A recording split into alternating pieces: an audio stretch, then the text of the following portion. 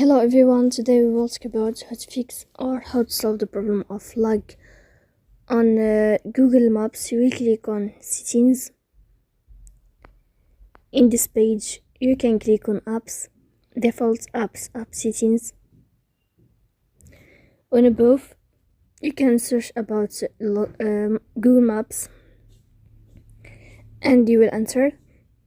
Then you can click on first stop and you can click OK. After that you will enter to storage. Here you can click clear cache. Don't click clear data because that can cause you errors or can delete your account. In the end you can turn off your phone and you can turn on your phone again.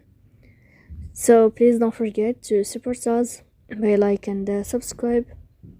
See you next time in another video, and thank you for your attention and your watching.